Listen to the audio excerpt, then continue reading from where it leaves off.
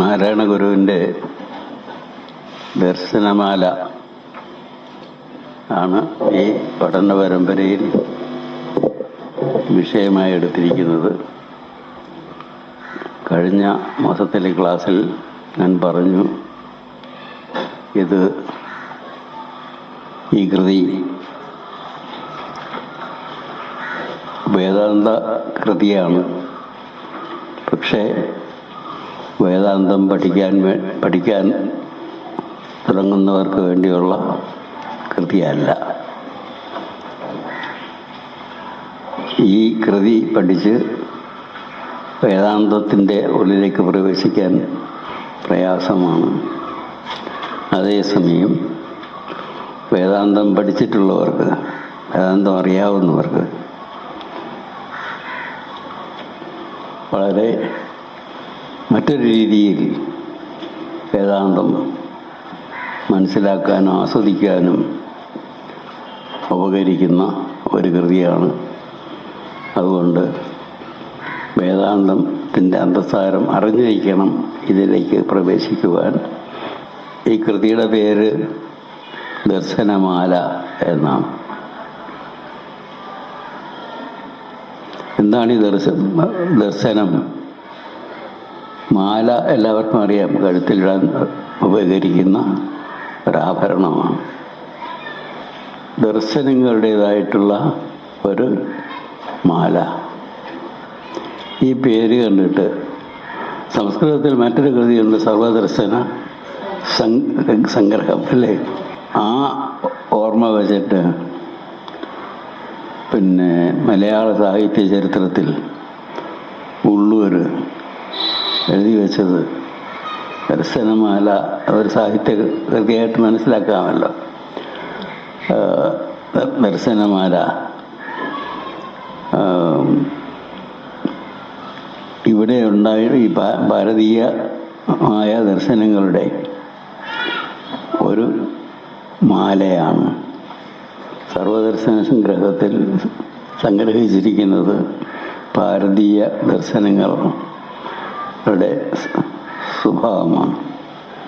അതിൻ്റെ ഒരു സമഗ്ര സ്വഭാവം നമുക്ക് ആ ഒരു കൃതിയിൽ നിന്നും തന്നെ നമുക്ക് കിട്ടും. അതുപോലെ ദർശനങ്ങളെ കോർത്തിണക്കി ഒരു മാലയാക്കിയിരിക്കുന്നതാണ് ദർശനമാല എന്ന് ഉള്ളൂർ പരമേശ്വരയ്യർ കേരള സാഹിത്യ ചരിത്രത്തിൽ. ഏതായാലും അങ്ങനെയല്ല.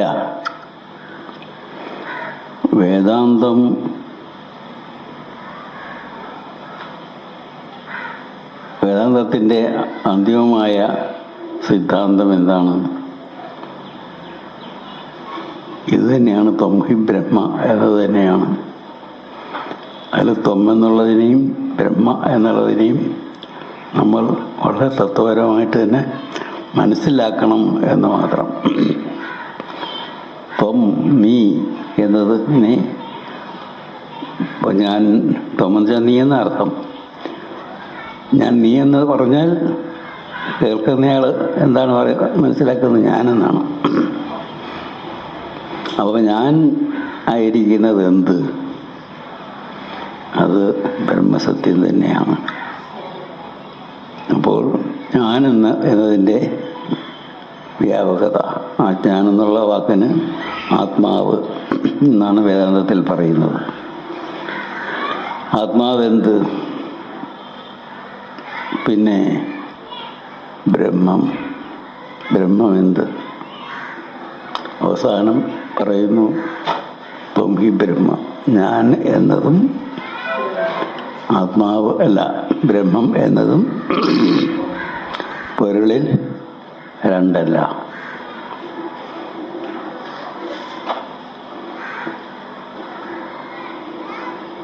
അങ്ങനെ ഇതിനെയാണ് അദ്വൈതത എന്ന് മനസ്സിലാക്കേണ്ടത്. അദ്വൈതതയെ ഓരോ സന്ദർഭത്തിൽ ഓരോ തരത്തിൽ നമുക്ക് മനസ്സിലാക്കാൻ സാധിക്കും. അദ്വൈതത എന്ന് പറയുമ്പോൾ ദ്വൈതം ഇല്ലാത്തത്, രണ്ടില്ലാത്തത്. ആ രണ്ടേത്? ആ രണ്ടിനെ നമ്മൾ എങ്ങനെ, ഏതെല്ലാം ആണ് ആ രണ്ട് എന്ന് അന്വേഷിക്കുമ്പോൾ പല പല സന്ദർഭങ്ങളിൽ നിന്നുകൊണ്ട് ആ രണ്ടിനെ കാണാം. ഏറ്റവും തത്വപരമായിട്ട് ഇവിടെ പറഞ്ഞു ഞാൻ എന്നും ബ്രഹ്മം എന്നും, പിന്നെ ആത്മാവ് എന്നും അനാത്മാവ് എന്നും. ഇങ്ങനെ എന്തു വേണമെങ്കിലും ജീവിതത്തിൽ നമുക്ക് അറിവിൻ്റെ ലോകം എത്ര വ്യാപിച്ച് കിടക്കുന്നോ അവിടെയെല്ലാം ഈ രണ്ടിനെ കണ്ടെത്താൻ സാധിക്കും. ആ രണ്ടില്ലാത്തത് ഇപ്പോൾ മറ്റൊരു തരത്തിൽ പറഞ്ഞാൽ ലോകം, ഞാൻ എന്നതിൻ്റെ സ്ഥാനത്ത് ലോകമെന്ന് എടുക്കാമല്ലോ. ഞാൻ ലോകത്തിൻ്റെ ഭാഗമാണ്. ലോകവും ബ്രഹ്മവും രണ്ടല്ല. എങ്ങനെ രണ്ടല്ല? ലോകത്തെയും ബ്രഹ്മത്തെയും എങ്ങനെ രണ്ടല്ലാതെ മനസ്സിലാക്കണം? ഒരാഭരണം എടുത്താൽ അതിൽ സത്യമായിരിക്കുന്നത് സ്വർണമാണ്. ആഭരണത്തെയും സ്വർണത്തെയും ഒന്ന് മാറ്റിവെക്കാൻ സാധിക്കുമോ? രണ്ടായിട്ട് നമുക്ക് മനസ്സിലാക്കാം. രണ്ടായിട്ട് മാറ്റി വയ്ക്കാൻ സാധിക്കുമോ? ഇല്ല. സ്വർണം തന്നെയാണ് ആഭരണം, ആഭരണം തന്നെയാണ് സ്വർണമായിട്ടിരിക്കുന്നത്. അപ്പോൾ ആഭരണവും സ്വർണവും തമ്മിലുള്ള അദ്വൈതതയുണ്ട് അവിടെ. ഒരിക്കലും അത് രണ്ടായിട്ട് ഇരിക്കില്ല. പക്ഷെ നമുക്ക് രണ്ടായിട്ട് ഭാവന ചെയ്യാൻ സാധിക്കും. അതേപോലെ ആഭരണത്തിൻ്റെ സ്ഥാനത്ത് ഈ ലോകത്തെയും സ്വർണത്തിൻ്റെ സ്ഥാനത്ത് ബ്രഹ്മത്തെയും കാണുകയാണെങ്കിൽ ഇവ തമ്മിലുള്ള ഒരദ്വൈതതയുണ്ട്. രണ്ടായിട്ട് ഒരിക്കലും ഇരിക്കാത്ത തരത്തിലുള്ള ഒരവസ്ഥയുണ്ട്.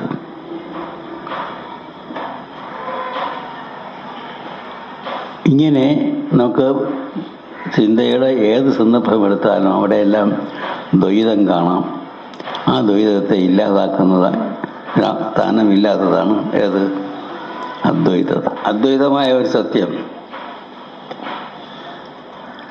അതിങ്ങനെ ഒരു മനോഹരമായ ഒരു ബിൽഡിംഗ് ആണെന്നിരിക്കട്ടെ, ഒരു കെട്ടിടമാണ്. നോത്രഡാം കത്തീഡ്രൽ കത്തിപ്പോയല്ലേ? അല്ലേ? ഈ ഇടയ്ക്ക് കത്തിപ്പോയെന്ന് കേട്ട്.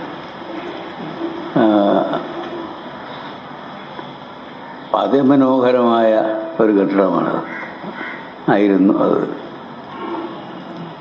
അതിൻ്റെ ഓരോ വശത്തു നിന്നും നമുക്ക് ചിത്രമെടുക്കാം. എത്ര ചിത്രമെടുത്താലും അതെല്ലാം നോത്രഡാം കത്തീഡ്രലിൻ്റേതായിരിക്കും. പക്ഷെ ഒന്നും മറ്റേതുപോലെ ഇരിക്കുകയില്ല. അങ്ങനെ എല്ലാ ചിത്രങ്ങളും വെച്ചുകൊണ്ട് നമുക്ക് ആ ബിൽഡിങ്ങിൻ്റെ ഒരു സ്വരൂപം മനസ്സിൽ കാണാൻ സാധിക്കും. അതേപോലെ അദ്വൈതമായ ഒരു സത്യം ഇവിടെ നമ്മൾ മുമ്പിലേക്ക് വന്നിരിക്കട്ടെ. ഒരു മേശപ്പുറത്ത് ഇരിക്കുന്ന സാധനമാണ്. നമുക്ക് അതിൻ്റെ ഓരോ വശത്തു നിന്നും കൊണ്ട് വേണം നോക്കാം.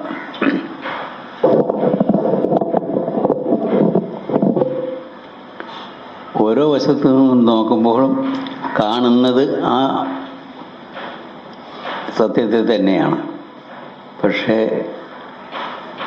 കാണുന്ന കാഴ്ച അത് വേറെ ആയിരിക്കും. ഓരോ വശത്ത് നിന്നും നോക്കിയാലും, ഫോട്ടോ എടുത്താലും അറിയാം, ഓരോ വശത്ത് നിന്നുകൊണ്ട് എടുക്കുന്ന ഫോട്ടോയും വെവ്വേറെ സ്വഭാവമുള്ളതായിരിക്കും, രൂപം വേറെ ആയിരിക്കും.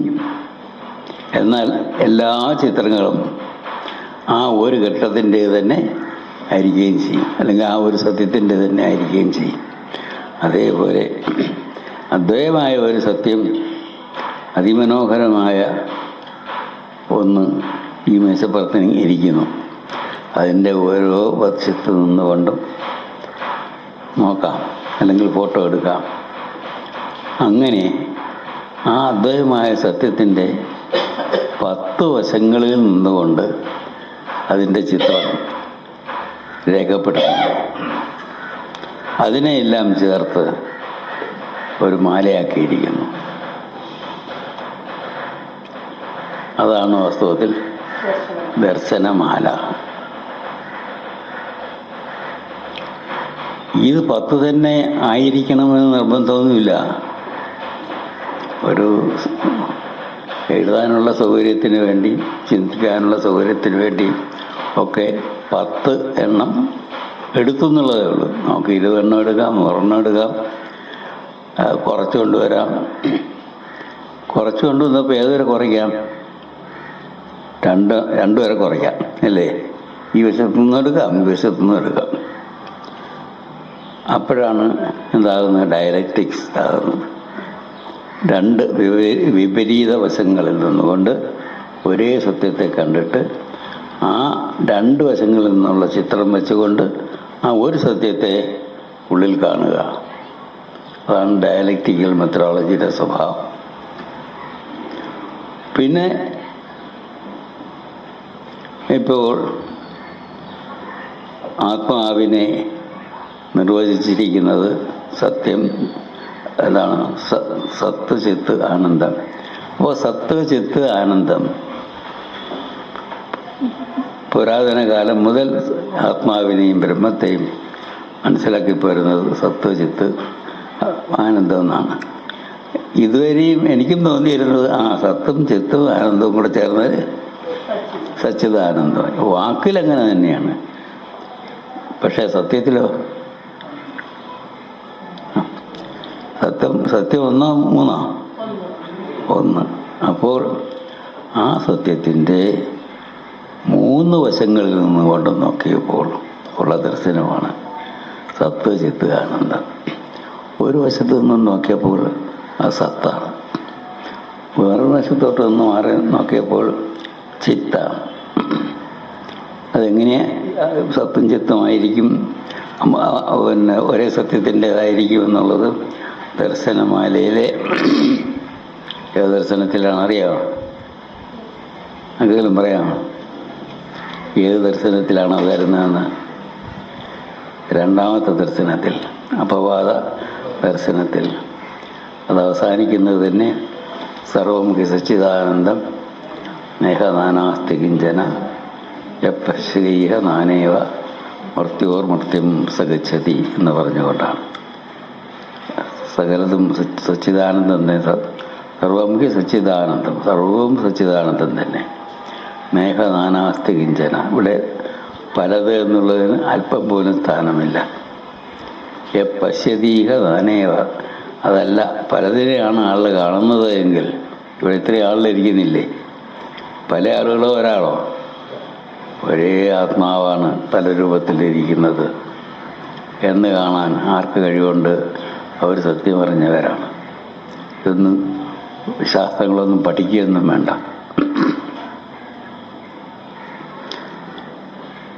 അപ്പോൾ ആ ഒരു സത്യത്തിൻ്റെ 3 വശങ്ങളിൽ നിന്നുകൊണ്ട് നോക്കിയപ്പോൾ സത്തായിട്ടും ചിത്തായിട്ടും ആനന്ദമായിട്ടും നമുക്ക് അനുഭവപ്പെട്ടു. അപ്പോൾ ഈ 3നെയും എന്തായിട്ട് കാണണം? അത് ഏകമായ സത്യത്തിൻ്റെ പല ഭാഗങ്ങളായിട്ടല്ല, ഭാവങ്ങളായിട്ടല്ല, പിന്നെയോ ഒരേ സത്യത്തിൻ്റെ തന്നെ 3 വശങ്ങളിൽ നിന്ന് നോക്കിയപ്പോൾ കാണുന്ന ദർശനമാണ്. സത്യത്തിൻ്റെ വശത്തും സത്യം ഉള്ളതേത് എന്ന് നോക്കിയപ്പോൾ അതുകൊണ്ട് അതുള്ളതാണ് സത്ത്. പിന്നെ അതിനകത്ത് അതിൻ്റെ അന്തസാരം എന്ത്? അത് ചിത്താണ്. അപ്പോൾ അന്തസാരത്തിൻ്റെ വശത്ത് നോക്കിയപ്പോൾ ചിത്താണ്. ഉണ്ടോ ഇല്ലയോ എന്ന് നോക്കിയപ്പോൾ ചിത്താണ്, സത്താണ്. അപ്പോൾ ഇതെല്ലാം കൊണ്ട് എന്ത് പ്രയോജനം? അതൊക്കെ പഠിച്ചിട്ട് അത് ആനന്ദം. ആനന്ദം എവിടെ അനുഭവിക്കുന്നത്? നമ്മൾ തന്നെയല്ലേ. അപ്പോൾ നമ്മൾ തന്നെ അനുഭവിക്കുന്ന ആനന്ദം അതിനെയും നമുക്ക് മാറ്റിവെക്കാനാവില്ല. ഇങ്ങനെ സത്തായിട്ടും ചിത്തായിട്ടും ആനന്ദമായിട്ടും നമ്മൾ മനസ്സിലാക്കുന്നു എന്ന് പറഞ്ഞാൽ ഒരേ സത്യത്തിൽ തന്നെ സത്തിൻ്റെ വശത്ത് നിന്നുകൊണ്ട് നോക്കാം, ചിത്തിൻ്റെ വശത്ത് നിന്നുകൊണ്ട് നോക്കാം, ആനന്ദത്തിൻ്റെ വശത്ത് നിന്നുകൊണ്ട് നോക്കാം. പിന്നെ ഇന്നലെ എനിക്ക് മറ്റൊന്നുകൂടെ തോന്നി. എന്താണ്? നാരായണ ഗുരു ദൈവചിന്തനത്തിൻ്റെ 2ാം ഭാഗത്തിൽ അങ്ങനെ തുടങ്ങുമ്പോൾ ഒരു മംഗളാചരണമുണ്ട്. എന്താണ്? ജീവേശ്വര ജഗദ്ഭേദരഹിത അദ്വൈത തേജസ്സേ. ജീവൻ, ജഗത്ത്, ഈശ്വരൻ, ഈ മൂന്ന് എന്നതിന് ഒരു സ്ഥാനവുമില്ലാത്ത, ഇതിനെല്ലാം അപ്പുറത്തുള്ള അദ്വൈത പ്രകാശമേ നിനക്ക് നമസ്കാരം എന്ന് പിന്നെ വരും. അല്ലെങ്കിൽ ആ പ്രകാശത്തിനായിക്കൊണ്ട് നമസ്കാരം എന്ന് പിന്നീട് തുറന്നു വരുന്നു.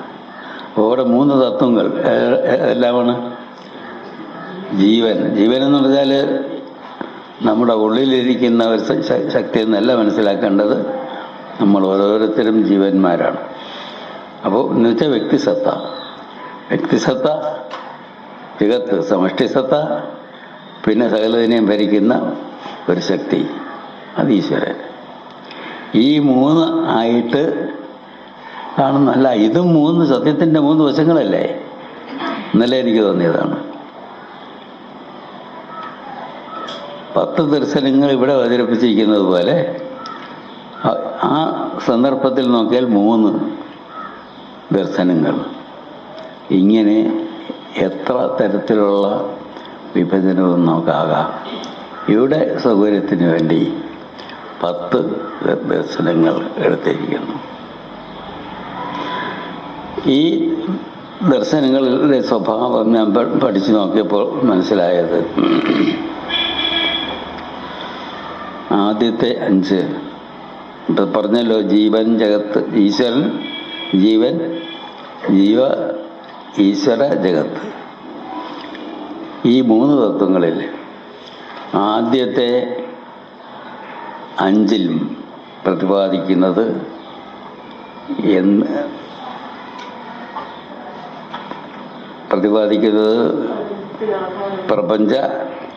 പ്രപഞ്ചം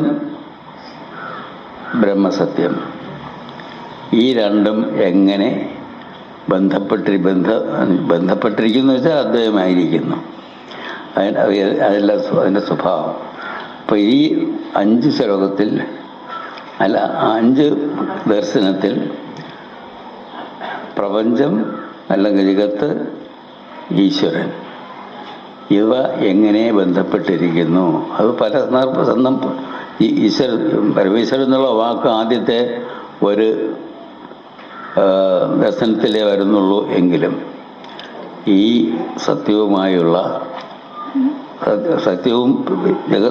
ജഗത്തും എങ്ങനെ അഭേദമായിരിക്കുന്നു എന്നുള്ളതാണ്.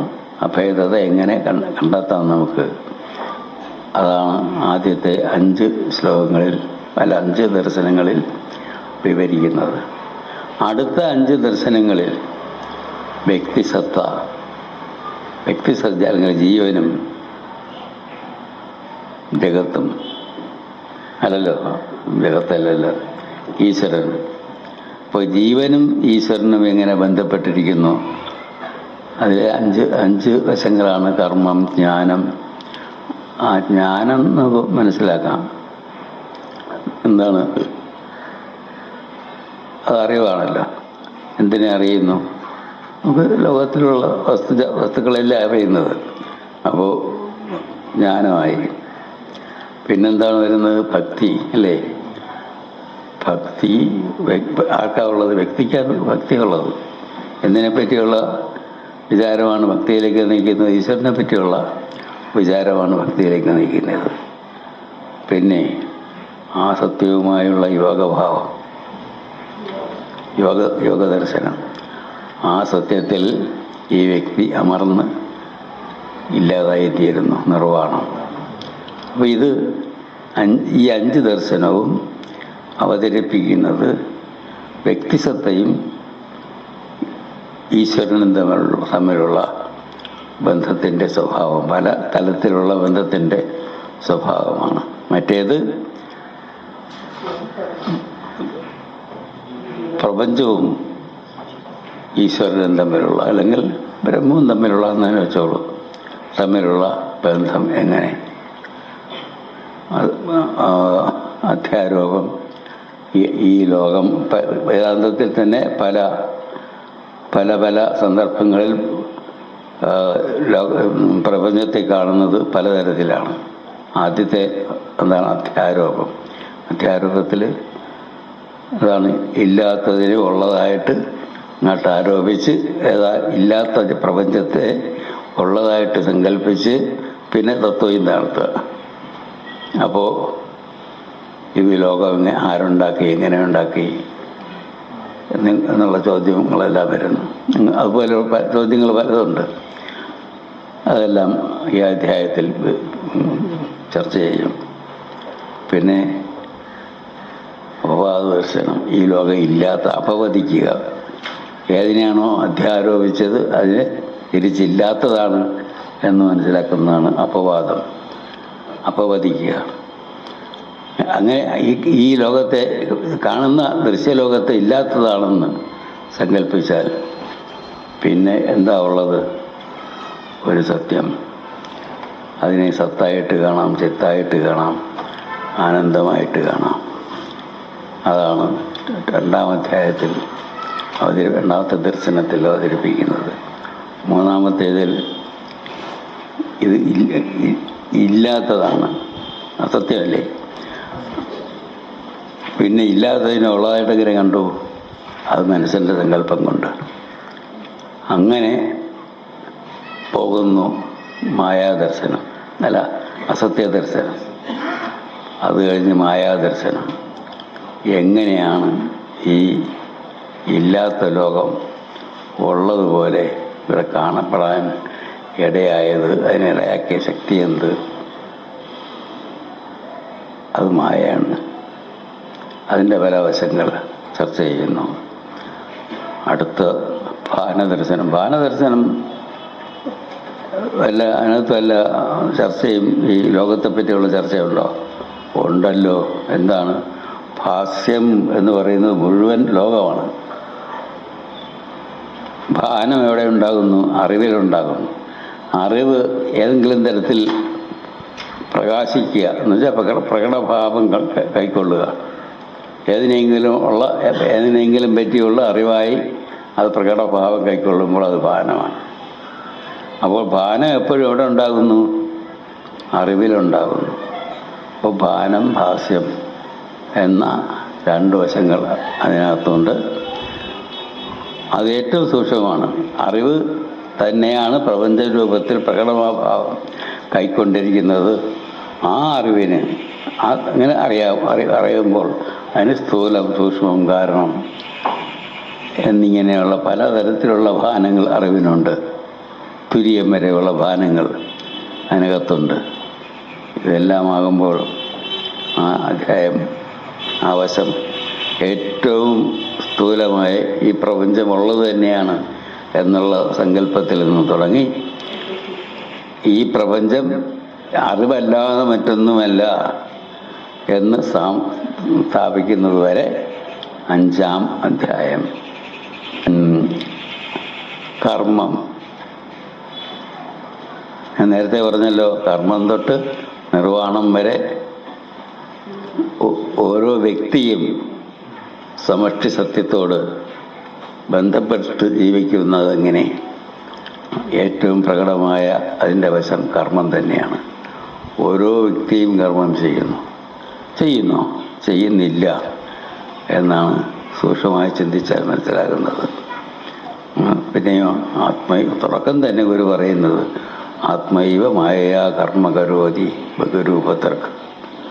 ആത്മാവ് തന്നെയാണ് പല രൂപങ്ങൾ ധരിച്ച് ഇവിടെ കർമ്മങ്ങൾ ചെയ്തുകൊണ്ടേയിരിക്കുന്നത്. ആത്മാവെന്നാണ്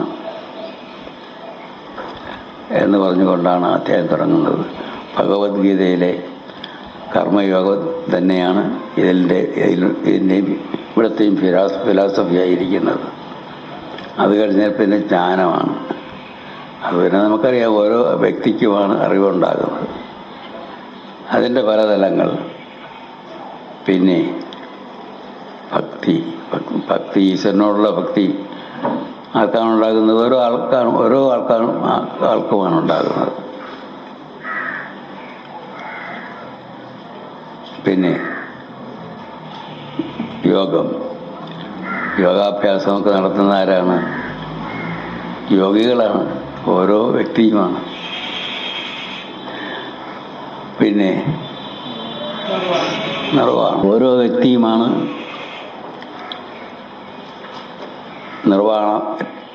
നിർവാണ സുഖം അനുഭവിക്കുന്നത്.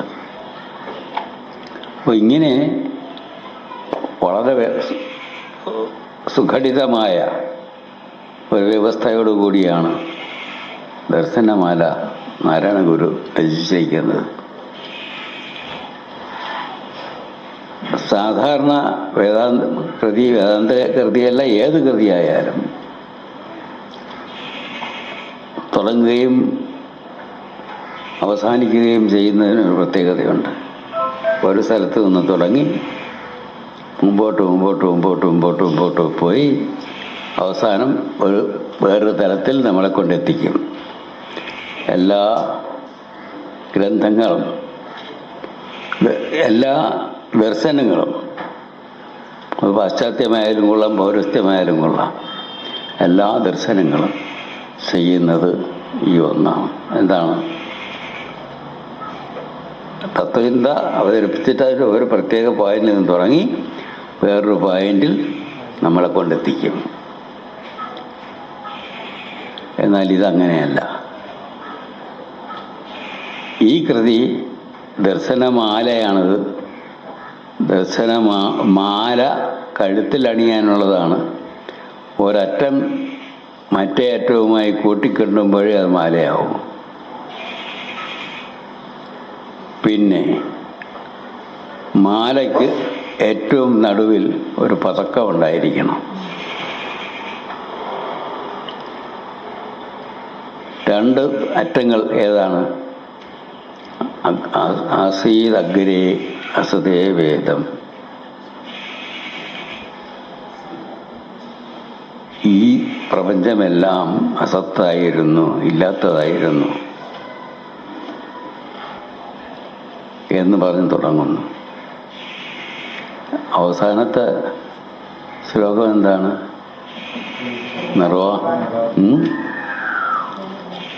ഏറ്റവും നിർവാണ ദർശനത്തിൻ്റെ അവസാനം ഏകമേവാദ്വിതീയം ബ്രഹ്മാസ്തി നാന്യെന്ന സംശയ ഇതി വിദ്വാൻ നിവർത്തേത പ്രത്യുഗ്ന ആവർത്തതേ പുനഃ. അപ്പോൾ ഏകവും അദ്വിതീയവുമായ ഒരു സത്യമേ ഉള്ളൂ, പലതില്ല. ഈ വിദ്വാൻ നിവർത്തേത പ്രത്യുഗ്ന ആവർത്തതേ പുനഃ. വിദ്വാൻ ഇതറിയുന്നു. അങ്ങനെ അറിയുന്നവന് പിന്നെ അതിൽ നിന്നും അന്യമായൊരു വൃത്തി, തൻ്റേതായ ഒരു വൃത്തി, ഫങ്ഷൻ ഇല്ല തന്നെ. പിന്നെ അയാളിൽ നടക്കുന്ന ഫങ്ഷനെല്ലാം, വൃത്തികളെല്ലാം ആ ബ്രഹ്മത്തിൻ്റേത് തന്നെയാണ്. അതിനല്ലേ ആദ്യം പറഞ്ഞത്, ബ്രഹ്മത്തിൻ്റെ സ്ഥാനത്തോടെ പരമേശ്വരൻ എന്ന് പറഞ്ഞു. പരമേശ്വരൻ്റെ സങ്കല്പം കൊണ്ട് ഇതെല്ലാം ഉണ്ടായി എന്ന് പറഞ്ഞു. ഇവിടെ പരമേശ്വരൻ എല്ലാം ചെന്നമരുന്നു. അപ്പം അത് തന്നെയല്ലേ പിന്നെ എല്ലാമായി ഇരിക്കുന്നത്, എല്ലാമായി തീർന്നിരിക്കുന്നത്. അത് സൂക്ഷ്മമായി നോക്കുമ്പോൾ തുടങ്ങിയെടുത്ത് തന്നെയാണ് ഇത് വന്ന് അവസാനിച്ചിരിക്കുന്നത്. അവിടെ നമുക്കതിനെ കൂട്ടിക്കെട്ടാം. പതക്കം എന്താണ്? 50-ാം ശ്ലോകത്തിൻ്റെ അവസാനം എന്താണ് കാണുന്നത്? സദേവ തത് എന്നുള്ള വാക്കുകളോടുകൂടിയാണ് 5-ാം അധ്യായം അവസാനിക്കുന്ന വരിയാണല്ലോ ഈ പതക്കം ഉണ്ടായിരിക്കേണ്ടത്. അപ്പോൾ സദേവ തത്, അത് ഓം തത് സത് എന്ന് എന്ന പുരാതനമായ സാമ്പ്രദായികമായ രീതിയുടെ മറ്റൊരു ആവിഷ്കാരമാണ് സദേവ തത് എന്നത്. അങ്ങനെ ഈ ഒരു പതക്കം നടുവിലും ഇങ്ങനെ പിന്നെ ഇവിടെ നിന്ന് സൂക്ഷ്മമായി സ്ഥൂലത്തിൽ നിന്ന് തുടങ്ങി സൂക്ഷ്മമായിട്ട് പിന്നെയും മറ്റൊരു കർമ്മത്തിൽ നിന്ന് തുടങ്ങി അവിടെ സ്ഥൂലത്തിൽ നിന്ന് തുടങ്ങി സൂക്ഷ്മമായിട്ട് ഇങ്ങോട്ട് വന്ന് അവസാനം ഇത് രണ്ടും കൂടെ കൂട്ടിക്കെട്ടിയേക്കുക.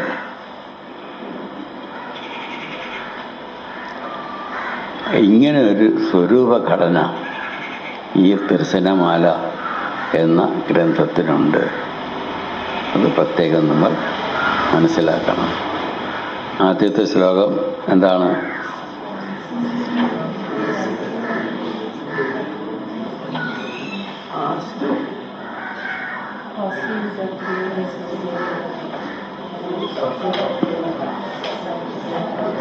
സീതഗ്രെ. ഈ വരിയിലെ വാക്കുകൾ തന്നെ വളരെ വളരെ വളരെ ചർച്ചയ്ക്ക് വിധേയമായിട്ടുള്ളതാണ്. ആസീദഗ്രേ അസദേ വേദം ഭുവനം സ്വപ്നവത് പുനഃ സസർജ സർവം സങ്കല്പമാത്രേണ പരമേശ്വര. ആസീദഗ്രേ അസദേ വേദം. ആസീത് ആയിരുന്നു. എന്തായിരുന്നു? അസദേ വേദ. അസത് ഏവ ഇതം. ആദിയിൽ ഇത് അസത്ത് തന്നെയായിരുന്നു, ഇല്ലാത്തത് തന്നെയായിരുന്നു. അപ്പം പല പണ്ഡിതന്മാരും ഈ വരിക്ക് അർത്ഥം പറയുമ്പോൾ അത് ആസീതഗ്രേ സദേ വേദം. വേദാന്തത്തിന് ഇത് രണ്ട് സമ്മതമാണ്. ഏതാണ്? ആദിയിൽ ഇത് സത്തായിരുന്നു എന്ന് പറയുന്നതും ആദിയിൽ ഇത് അസത്തായിരുന്നു എന്ന് പറയുന്നതും ഒരേപോലെ ശരിയാണ്. അതുകൊണ്ട് നാരായണ ഗുരു ഒരിക്കലും ഇത് ആദിയിൽ അസത്തായിരുന്നു എന്ന് പറയില്ല, സത്താണെന്നേ പറയൂ. അതിന് പ്രമാണമുണ്ട്. എന്താണ്? ഛാന്ദോക്യോപനിഷത്തിൽ സദൈവ സൗമ്യ ഇതമഗ്ര ആസീത്. സൗമ്യ, ഈ പ്രപഞ്ചം ആദിയിൽ സത്ത് മാത്രമായിരുന്നു എന്ന് അവിടെ പറഞ്ഞിട്ടുണ്ടല്ലോ. അതുകൊണ്ട് നാരായണ ഗുരു അസത്ത് എന്ന് പറയാനിടയില്ല. പക്ഷേ അതേ ഛാന്ദോഗ്യോപനിഷത്തിൽ തന്നെ അസദേവേദമഗ്രേ അല്ല ആസീദ് ആസീദ് ആസീദ് അല്ല അസദേവ ഇതമഗ്ര ആസീത്. അസദേവ ഇതമഗ്ര ആസീത്. അത് അസത്തെന്ന് തന്നെ തുടങ്ങുന്നത്. ഇത് മറ്റേ ഛാന്ദോഗ്യോപനിഷത്തിൽ വരുന്നു, ഇതും ഛാന്ദോഗ്യോപനിഷത്തിൽ വരുന്നു. അപ്പോൾ ഏതിനെ നിങ്ങൾ സ്വീകരിക്കും? രണ്ടിനെയും സ്വീകരിക്കണം. ഒരേ ഉപനിഷത്തിൽ വരുന്നതാണ്, പക്ഷേ ഒരേ ഉപനിഷത്തിലെ രണ്ട് സന്ദർഭങ്ങളിൽ, രണ്ട് ചിന്താസന്ദർഭങ്ങളിൽ വരുന്നതാണ്. ശാസ്ത്രം പഠിക്കുമ്പോൾ ആ ശാസ്ത്രത്തിനകത്ത് ഓരോ അധ്യായമുണ്ടെങ്കിൽ ഓരോ അധ്യായത്തിനും ഓരോ പ്രത്യേക ചിന്താസന്ദർഭമുണ്ട്. ഏത് സന്ദർഭത്തിൽ, അതിനാണ് സംസ്കൃതത്തിൽ പറയുന്നത് പ്രകരണഭേദം. ആ പ്രകരണം ഏത് പ്രകരണത്തിൽ നിന്നുകൊണ്ട് ചിന്തിക്കുന്നു. ആദിയിൽ ഈ ലോകം ഇല്ലാത്തതായിരുന്നു. നിങ്ങൾ എന്ത് മനസ്സിലാക്കി? ആദിയിൽ ഈ ലോകം ഇല്ലാത്തതായിരുന്നു. ഏതിനെപ്പറ്റിയാണല്ലോ നിങ്ങൾ മനസ്സിലാക്കുന്നത്? ഈ ഒരു വാക്യം കൊണ്ട് നിങ്ങൾ എന്ത് മനസ്സിലാക്കി? എന്തിനെപ്പറ്റി മനസ്സിലാക്കി? എന്തിനെപ്പറ്റി എന്ത് മനസ്സിലാക്കി? ഉണ്ടെന്നില്ല. ഈ കാണപ്പെടുന്ന ജഗത്ത് ആദിയിൽ ഇല്ലാത്തതായിരുന്നു. മനസ്സിലായില്ലേ? അപ്പോൾ ജഗത്തിനെ പറ്റിയാണ് ഇവിടെ ചിന്തിച്ചത്. ജഗത്തിനെ പറ്റി ചിന്തിച്ചപ്പോൾ എന്ന് മനസ്സിലാക്കി? അതില്ലാത്തതായിരുന്നു എന്ന് മനസ്സിലാക്കി.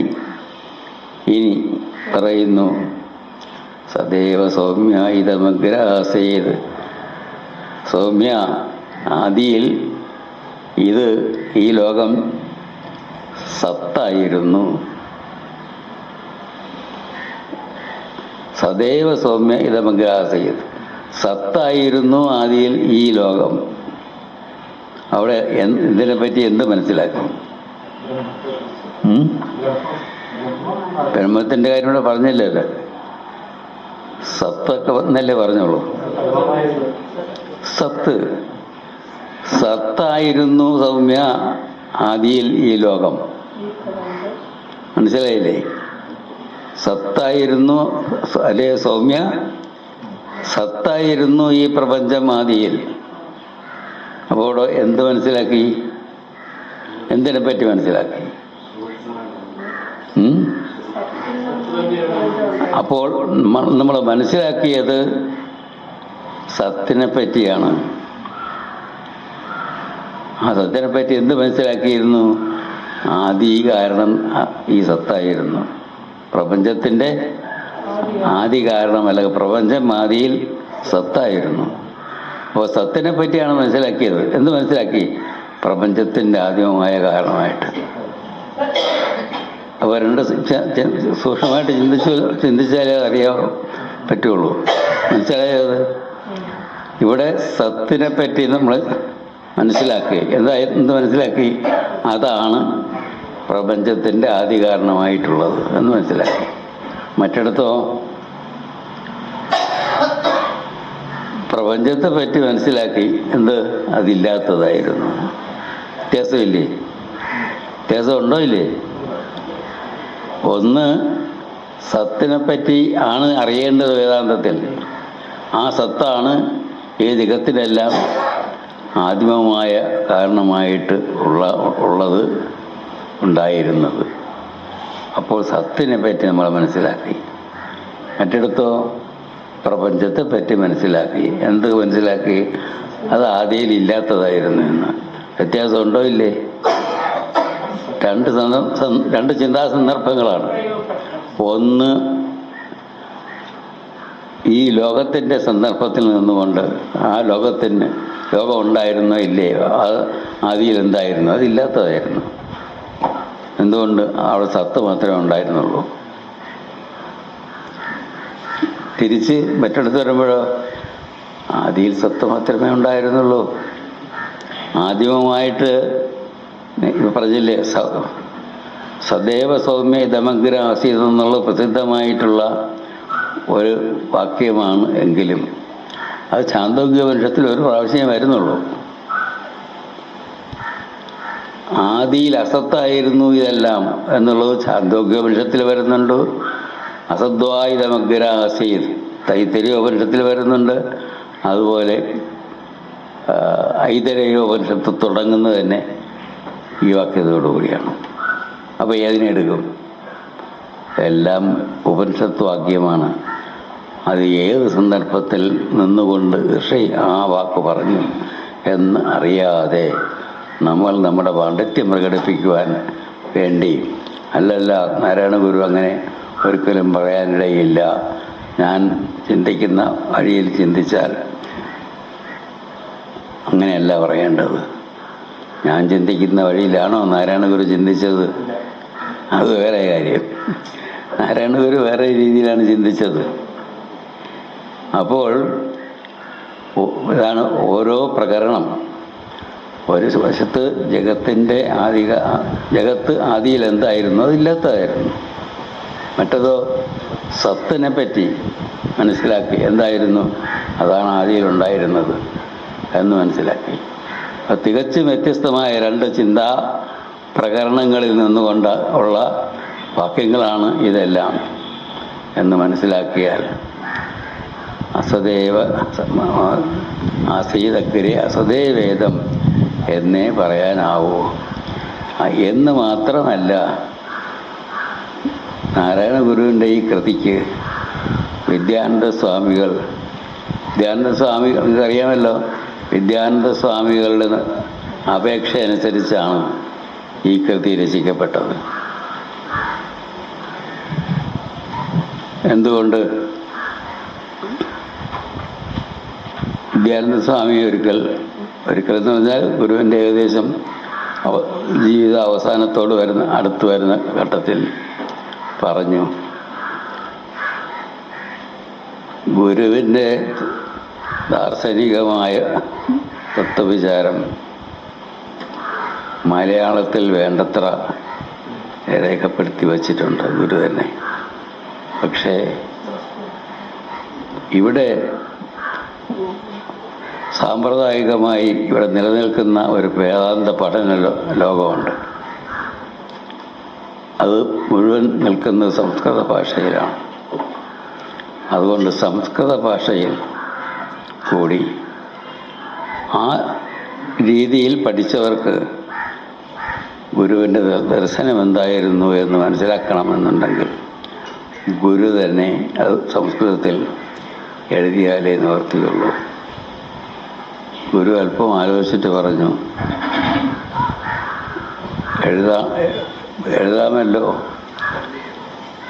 എഴുതിയെടുക്കാമോ? എഴുതിയെടുക്കാം.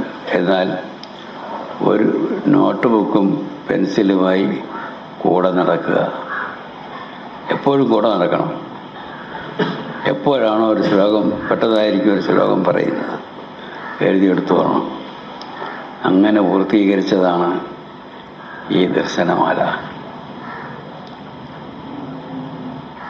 ആ വിദ്യാനന്ദ സ്വാമി തന്നെയാണ് പിന്നീട് ഇതിനൊരു വ്യാഖ്യാനം എഴുതിയത്, ദീതിഥി വ്യാഖ്യാനം.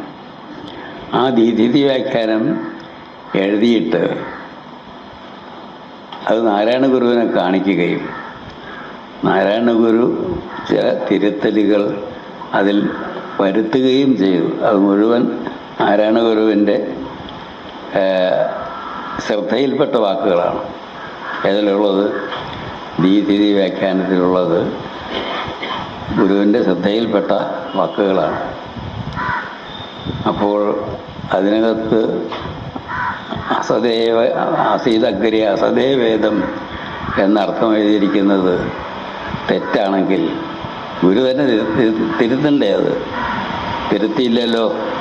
അത് അംഗീകരിച്ച് അതനുസരിച്ചുള്ള അർത്ഥം പറയുകയാണ് അവിടെ ചെയ്തിരിക്കുന്നത്.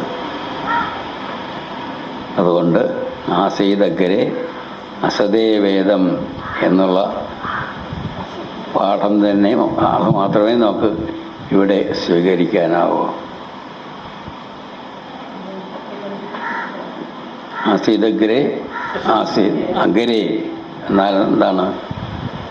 തുടക്കത്തിൽ അസദേവ അസത്ത് തന്നെയായിരുന്നു. ഇതം സർവം അസീതഗ്രെ അസദേവേദം അസദേവ ഇതം. ഇതം എന്ന് വേദാന്തത്തിൽ പറഞ്ഞാൽ ആ വാക്കിൻ്റെ അർത്ഥം ഇത് എന്നാണ്. വേദാന്തത്തിൽ പറയുമ്പോൾ ഈ ലോകം എന്നുള്ളതിന് ആ അർത്ഥത്തിലാണ് ഇതം എന്ന വാക്ക് ഈ വേദാന്ത ഗ്രന്ഥങ്ങളിൽ ഉപയോഗിച്ച് വരാറുള്ളത്.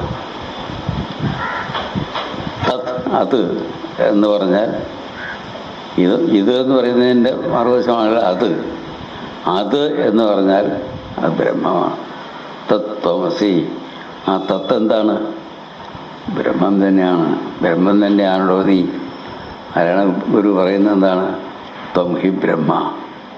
അപ്പോൾ അതൊരു മറ്റേ മഹാവാക്യത്തെ തിരിച്ചിട്ടതാണ്. ഏത് മഹാവാക്യം? തത്വം അസി, തത്വം അസി, അത് നീ ആകുന്നു. അത് എന്ന് പറഞ്ഞാൽ ബ്രഹ്മം. അതിവിടെ ഇരിക്കണോ? അത് നീയാണ്. നീയായിട്ടറിയണം. എന്തുകൊണ്ട്? തത്തിനെ തത്തായിട്ടറിയാൻ സാധിക്കില്ലേ? ബ്രഹ്മത്തെ ബ്രഹ്മമായിട്ടറിയാൻ സാധിക്കില്ലേ? അതെങ്ങനെ അറിയും? അറിയാൻ സാധിക്കുന്നത് സകലവുമായി വിരിഞ്ഞു നിൽക്കുന്ന ഒന്നായിട്ട് ആണ്. അങ്ങനെ ചിന്തിക്കാം. നമുക്കതിനെ നേരിട്ട് അനുഭവിച്ചറിയാൻ സാധിക്കുമോ? അപ്പോൾ അതിന് പിന്നെ എന്ത് ചെയ്യണം? അത്തരത്തിലറിയുന്നതിന് ഈ പ്രപഞ്ചത്തിൻ്റെ കാര്യമല്ലേ പറയുന്നത്. അതിൽ പെടുമല്ലോ നമ്മളും. നമ്മൾ ഓരോരുത്തരും പ്രപഞ്ചത്തിൽ പെടും.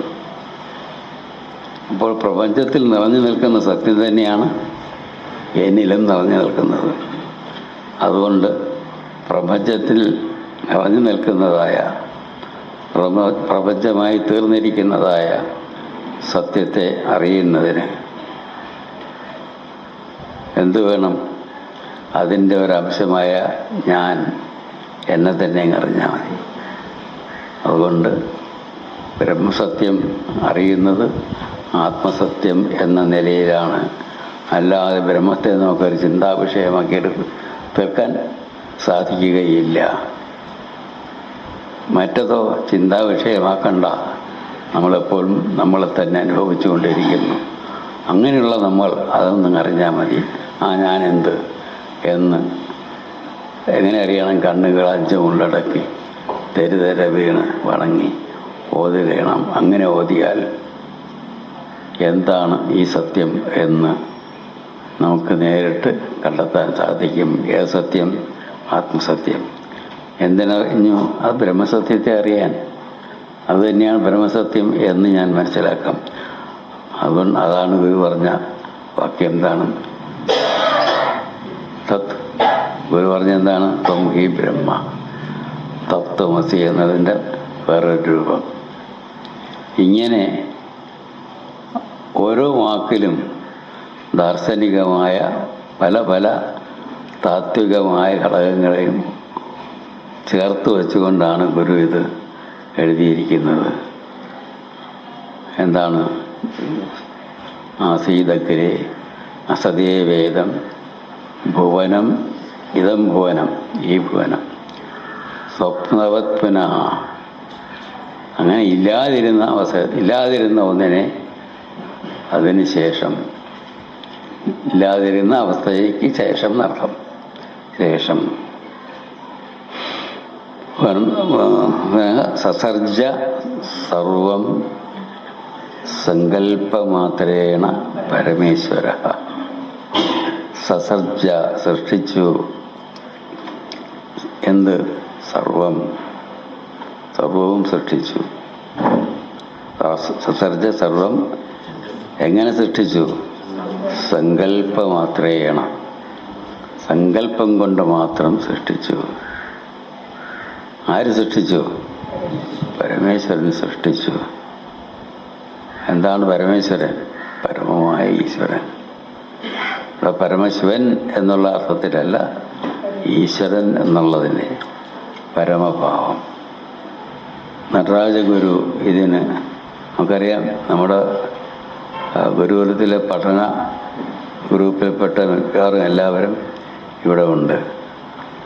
അവർക്കെല്ലാം നടരാജഗുരുവിൻ്റെ ഗ്രന്ഥങ്ങളിലേക്ക് ഇങ്ങോട്ട് ഒന്ന് ഇറങ്ങി അതിൽ കൈവയ്ക്കാൻ ഇപ്പോഴും വലിയ ഭയമായിട്ടാണ് ഇരിക്കുന്നത്.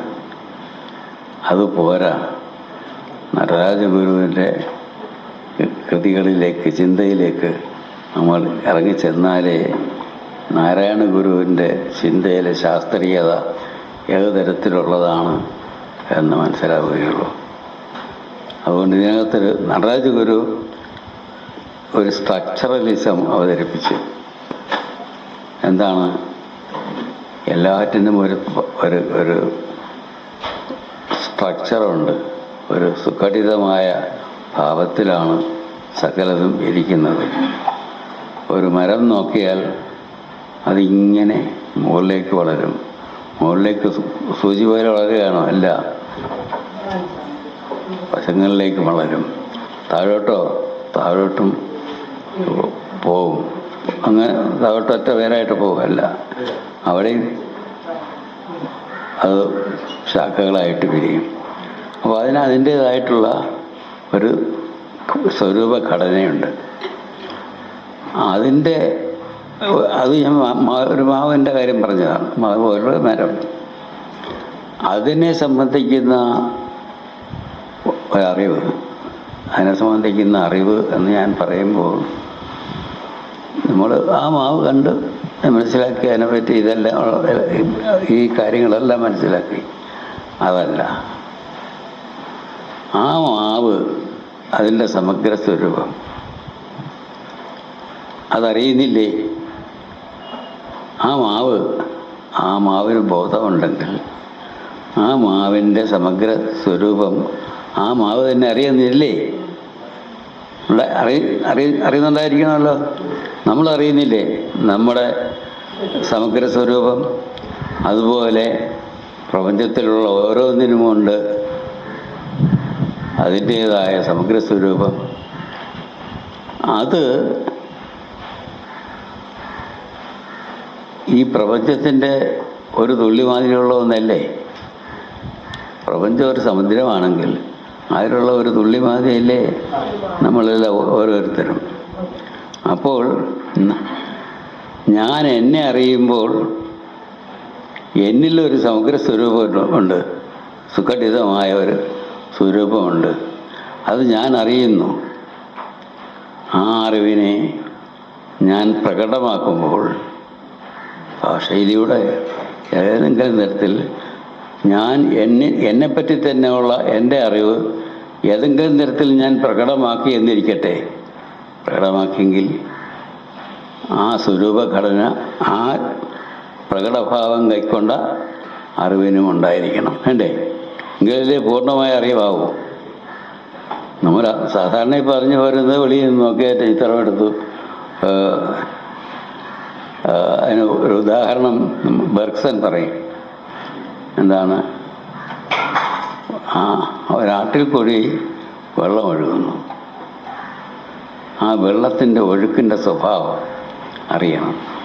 നമ്മളെന്ത് ചെയ്യും? ഒരു ഇലയിട്ട് നോക്കും, അതിൻ്റെ സ്പീഡ് എത്ര ഉണ്ടെന്നറിയും, അളന്നൊക്കെ വയ്ക്കും. ഇതെല്ലാം കരയിലിരുന്നു കൊണ്ട്, എന്നുവെച്ചാൽ നദിയെ സംബന്ധിച്ചിടത്തോളം വെളിയിലിരുന്നു കൊണ്ട് അറിയുന്ന ഒരറിവാണ്. അങ്ങനെയല്ല, ഒഴുക്കെന്താണെന്ന് അറിയണമെങ്കിൽ ഒഴുകണം. അല്ല ഒഴുക്കെന്താണെന്ന് അറിയുക, ഒഴുകി നോക്കുകയാണെങ്കിൽ ഇങ്ങനെയാണ് ഒഴുക്ക് എന്ന് അനുഭവിച്ചറിയും, ഇല്ലേ? ആ അറിവ് നമുക്ക് ഈ പറഞ്ഞ ഇലയിട്ട് നോക്കി ഒന്ന് അതിൽ കിട്ടുമോ? കിട്ടൂല. അതുപോലെ നമ്മിലുള്ള അറിവിൻ്റെ ഒരു ഒഴുക്കുണ്ടല്ലോ, ഇല്ലേ? അറിവ് സ്റ്റാറ്റിക്കല്ല, നമ്മൾ സ്റ്റാറ്റിക്കല്ല, അത് ഒഴുകിക്കൊണ്ടേയിരിക്കുന്ന ഒന്നാണ്. ആ ഒഴുക്കിനുണ്ട് അതിൻ്റേതായ ഒരു സ്ട്രക്ചർ. ആ സ്ട്രക്ചർ ആ അറിവിനെ സംബന്ധിക്കുന്ന ആ അറിവിനെ നമ്മൾ പ്രകടമാക്കി തീർക്കുമ്പോൾ ആ പ്രകടഭാവത്തിൽ ഈ സ്ട്രക്ചർ അന്തർഭവിച്ചിരിക്കണ്ടേ? എങ്കിലല്ലേ അറിവ് പൂർണ്ണമാകൂ. അറിവിനൊരു പൂർത്തി വേണ്ടേ? ആ അറിവിൻ്റെ പൂർത്തി എവിടെ എത്തും? എവിടെ നമ്മളെ കൊണ്ടെത്തിക്കും? ഏതിനെപ്പറ്റിയാണോ നമ്മൾ അറിയുന്നത്, അതായത് നമ്മിൽ തന്നെ ഇരിക്കുന്ന സത്യത്തെ അറിയുമ്പോൾ ആ അറിവിൻ്റെ സുഘടിതമായ സ്വഭാവവും ഉണ്ടായിരിക്കും. ആ അറിവിനെ പ്രതിഫലിപ്പിക്കുമ്പോൾ, ഭാഷയിൽ കൂടിയോ ഏതെങ്കിലും മാധ്യമത്തിൽ കൂടിയോ പ്രകടമാക്കി തീർക്കുമ്പോൾ അതിലും ഇതേ സുഘടിതമായ സ്വഭാവം ഒളിഞ്ഞിരിക്കുന്നുണ്ടാവുമല്ലോ, അത് കണ്ടെത്തണം. അപ്പോൾ മാത്രമേ ആ അറിവിനെ സംബന്ധിക്കുന്ന നമ്മുടെ ധാരണ പൂർണ്ണമാവൂ. അല്ലെങ്കിൽ എപ്പോഴും ഒഴുക്കിനെ വെളിയിൽ നിന്ന് കണ്ടുകൊണ്ട് മനസ്സിലാക്കിയതുപോലെ ഉള്ള അറിവായിരിക്കും. അത് പാടില്ല. നാം അതായിത്തീരണം.